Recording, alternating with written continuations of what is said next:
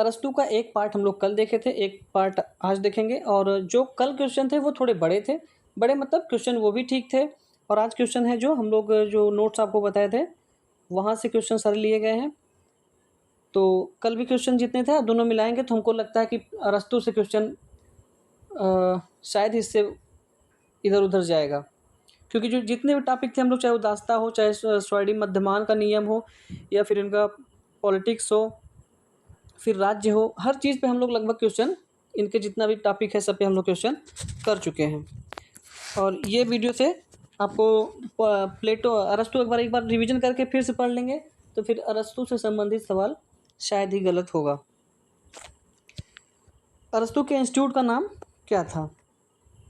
अरस्तु के इंस्टीट्यूट का क्या नाम था? मास्टर ऑफ साइंस अकादमी, दलेसियम, दलाइजियम, क्या नाम था? इनमें से कोई नहीं। यह वीडियो लाइव रहेगा तो इसमें आपका ऑप्शन सही है द लाइजियम। द लाइसियम यह बुक है अरस्तु का। अकादमी यह किसका बुक है? अकादमी, अकादमी प्लेटो का है। और इसी अकादमी को अरस्तु प्लेटो अरस्तु को क्या कहता है? कहता है ये इसका मस्तिष्क है। किसने कहा है कि अरस्तु प्रथम राजनीतिक वैज्ञानिक है? प्रथम राजनीतिक वैज्ञानिक किसने कहा है? तो ये आपका ऑप्शन है मैक्सी, पार्कर, प्लेटो, कोई नहीं। मैक्सी, पार्कर, प्लेटो, कोई नहीं। इसमें आपका ऑप्शन सही है ऑप्शन ए मैक्सी। मैक्सी कहता है अरस्तु प्रथम राजनीतिक वैज्ञानिक है। अरस्तु को राजनीति विज्ञान का अरस्तु ने राजनीति विज्ञान को मास्टर साइंस भी कहा है। मास्टर साइंस भी कहा है।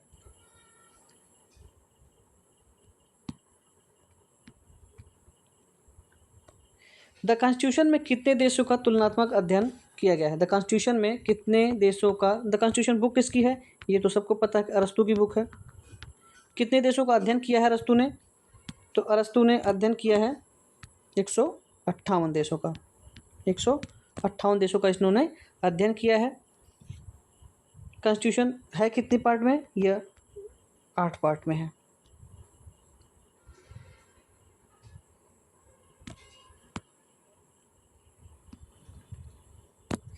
अरस्तु की कौन सी बुक है?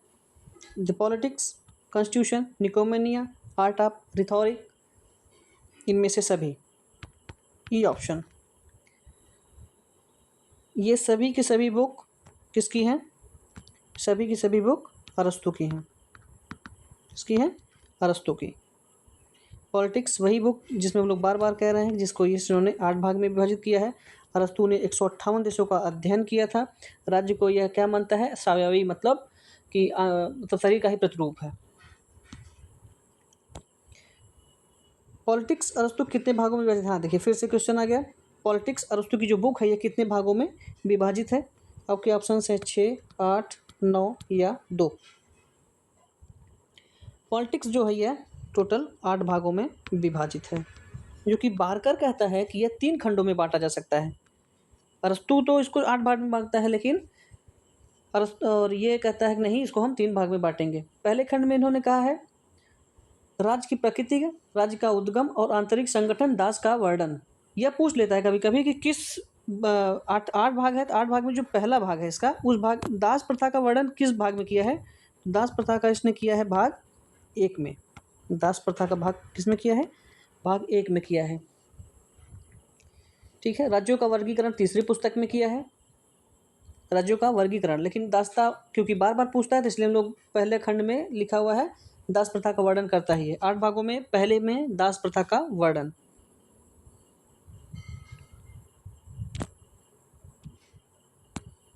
ठीक है। नेक्स्ट क्वेश्चन है, अरस्तु ने जन हिस्सेदारी स्वीकार की और संवैधानिक शासन को रियायत नहीं बल्कि आदर्श गुण कहा है। यह किसका कथन है? सेबाइन, सेबाइन, फोस्टर, मैक्सी, इनमें से कोई नहीं। इनमें से कोई नहीं।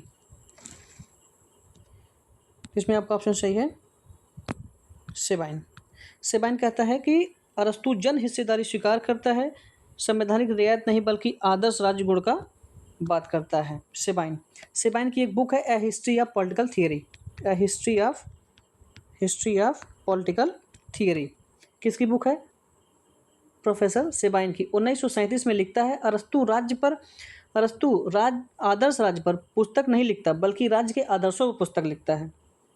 हिस्ट्री ऑफ पॉलिटिकल थियरी में इसने लिखा है कि अरस्तु आदर्श राज्य पर पुस्तक नहीं लिखता है बल्कि राज्य के आदर्शों पर पुस्तक लिखता है। सेबाइन।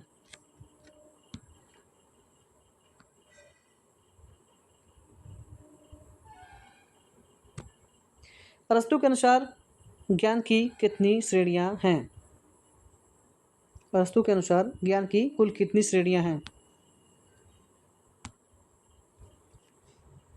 आपके ऑप्शंस हैं 3, 3, 4, 5, 6।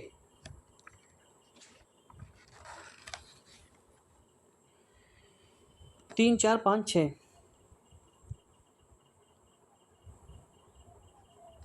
तो आपका ऑप्शन सही है 3। अरस्तु ने ज्ञान को कितने भाग में बांटा है? 3 भाग में बांटा है, सैद्धांतिक, उत्पादन और व्यवहारिक। किसका? व्यवहारिक ज्ञान। 3 ज्ञान में अरस्तु ने इसको बांटा हुआ है। तो जो व्यवहारिक ज्ञान है, जिसमें तीसरा ज्ञान है कौन सा? व्यवहारिक। इस ज्ञान को उसने सर्वोच्च ज्ञान माना है।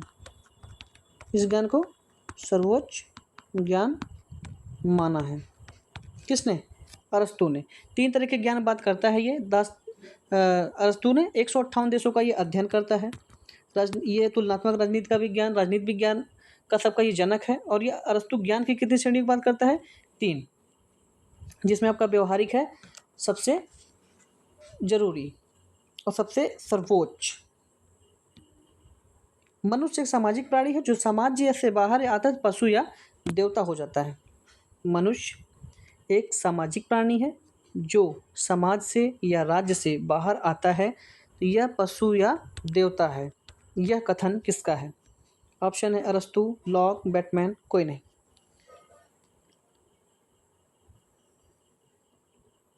जी सही कह रहे हैं।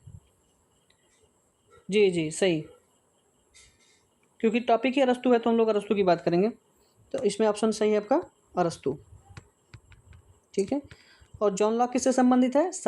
राज्य के सामाजिक समझौता के सिद्धांत का संबंधित है।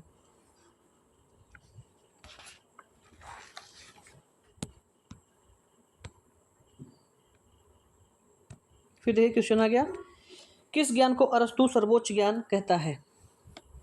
किस ज्ञान को अरस्तु सर्वोच्च ज्ञान कहता है? आपके ऑप्शंस उत्पादन, व्यवहारिक, सैद्धांतिक, इनमें से कोई नहीं। किस ज्ञान को अरस्तु सर्वोच्च ज्ञान कहता है? उत्पादन ज्ञान, व्यवहारिक ज्ञान, सैद्धांतिक ज्ञान। जी सही लिख रहे हैं। जी अभी हम पहले ही बात किए थे। 3 तरह के ज्ञान की बात करता है वो। उत्पादन 1, व्यवहारिक 2, सैद्धांतिक 3। तो सैद्धांतिक ज्ञान को इसने क्या कहा है? सर्वोच्च ज्ञान कहा है। सर्वोच्च ज्ञान क्या है? इसे ही इसने प्रेसिक्स का ज्ञान कहा है, क्योंकि ज्ञान के लिए नहीं बल्कि व्यवहार में ढालने के लिए होता है। ज्ञान के लिए नहीं, यह व्यवहार को ढालने के लिए होता है। प्रेसिक्स इस थ्योरी को अनुपालन कार्ल मार्क्स भी करता है। इस थ्योरी का मान कार्ल मार्क्स भी करता है। और कौन सी बुक में करता है? ये थीसिस ऑन फायरबाख में। और थीसिस ऑन फायरबाख लिखा किस चीज़ पे गया है? ये जो जर्मनी के दार्शनिक थे उनके बारे में लिखा हुआ है इसमें।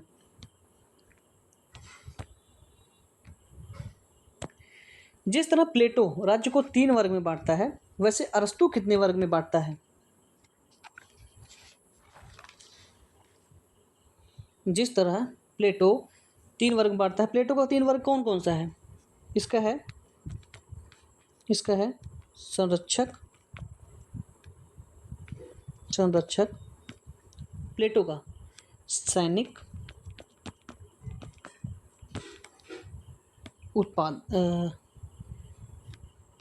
उत्पादक, संरक्षक, सैनिक, उत्पादक।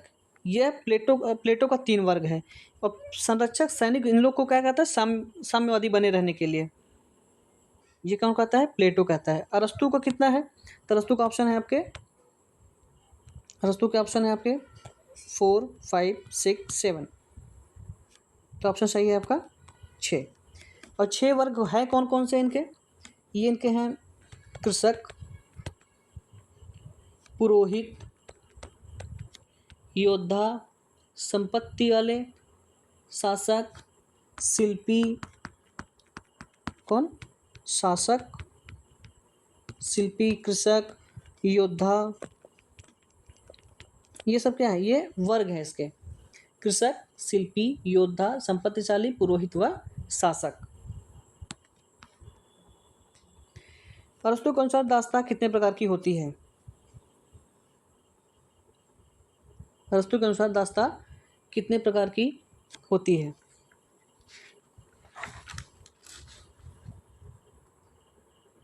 आपके ऑप्शंस हैं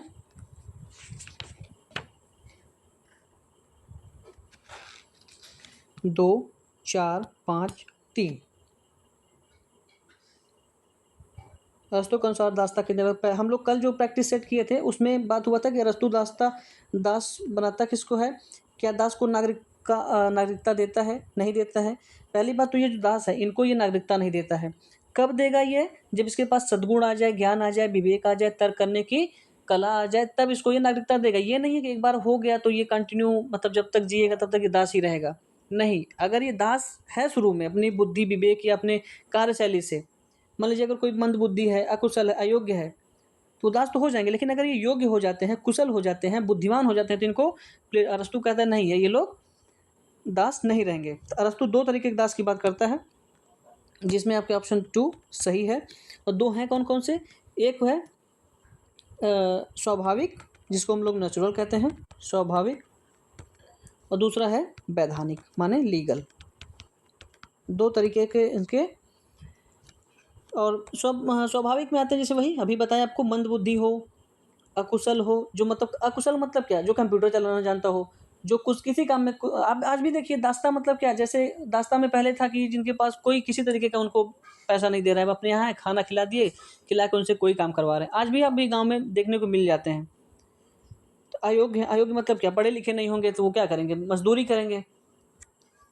तो वो लोग कौन है? 2 तरीके के। स्वाभाविक है जिसको हम लोग नेचुरल कहते हैं, एक वैधानिक है। वैधानिक में कौन कौन आते हैं? वैधानिक में आते हैं युद्ध बंदी, कानूनी और वैधानिक शासक। वैधानिक दास।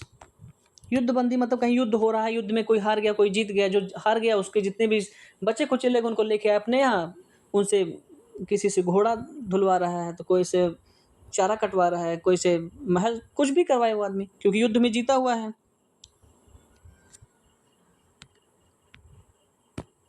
कानून का शासन एक व्यक्ति के शासन से बेहतर होता है। ये कथन अरस्तु का है, प्लेटो का है, हब्स का है, कोई का नहीं।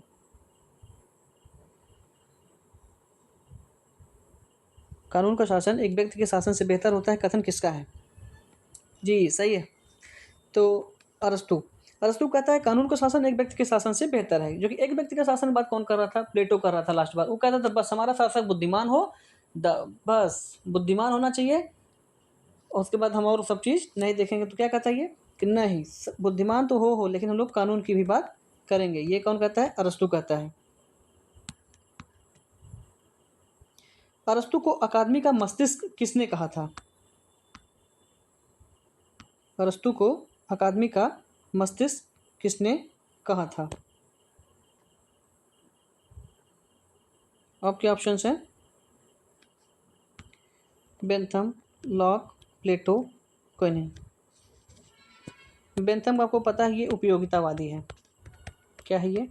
उपयोगितावादी है। ये कहता है मतों को एक आदमी एक मत की बात करता है। लेकिन जे.एस. मिल कहता है जितने लोग, जितने हित उतने वोट, मतलब जो जितना काबिल होगा। जे.एस. मिल, ये दोनों उपयोगितावादी थे, बेंथम और जे.एस. मिल। बेंथम कहता था कि नहीं, एक आदमी एक वोट, जो अभी चल रहा है। लेकिन जे.एस. मिल कहता था कि जो पढ़े लिखे नहीं है, उनके पास तो बुद्धि नहीं, वो क्या चूज, मतलब क्या अपनी सरकार या कुछ तय करेंगे। जो जितने पढ़े लिखे वो उनको उतना ही ज़्यादा वोट की वैल्यू होगी। फिर आते हैं आपके लॉक, इनको हम अभी बताइए सामाजिक समझौता के सिद्धांत से संबंधित है। और ये प्लेटो हैं जिन्होंने कहा था अरस्तु को ये अकादमी के मस्तिष्क हैं। और हम लोग अभी पढ़े थे अरस्तु का जो था द लाइजियम था इनका इंस्टीट्यूट का नाम। अरस्तु को बुद्धिमान व ज्ञानियों की संज्ञा दी है। अरस्तु को बुद्धिमान व ज्ञानियों की संज्ञा दी है प्लेटो, दांते, लास्की, पापर।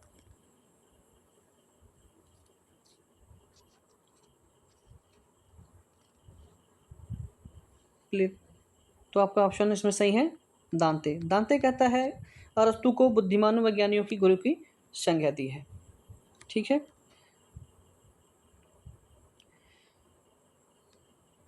इसमें जितने भी क्वेश्चन थे हम लोग सब देख लिए हैं।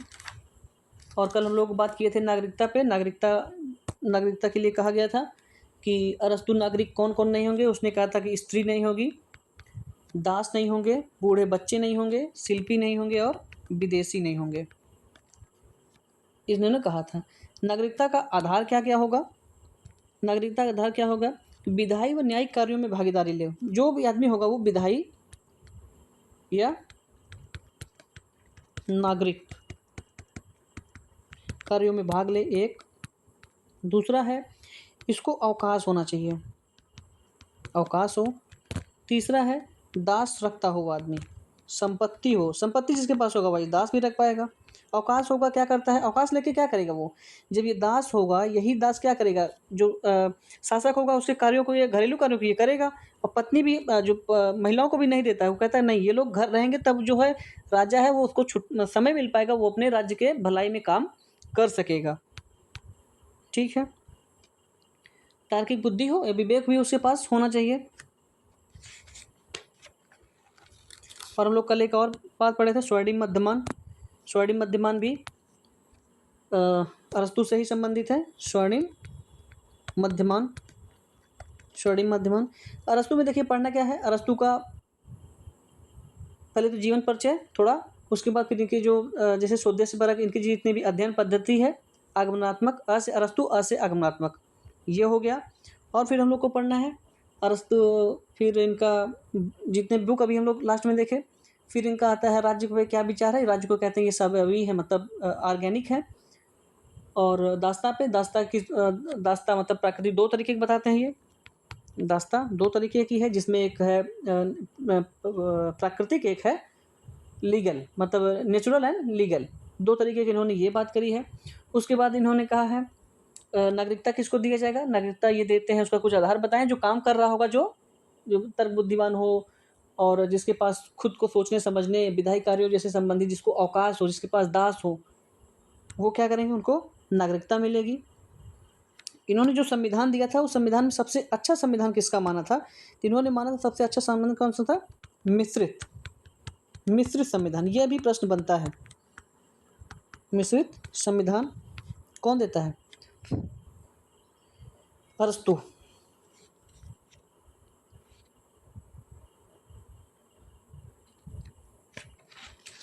शासन व्यवस्था को इसने कितने भाग में बांटा है, शासन व्यवस्था को इन्होंने 6 भाग में बांटा है। शासन व्यवस्था को 6 भागों में बांटा हुआ है। पॉलिटिक्स कितने भाग में बटा हुआ है, वह 8 भागों में बटा हुआ है। पहले भाग में क्या था, पहले भाग में उसके दास की बात की गई थी।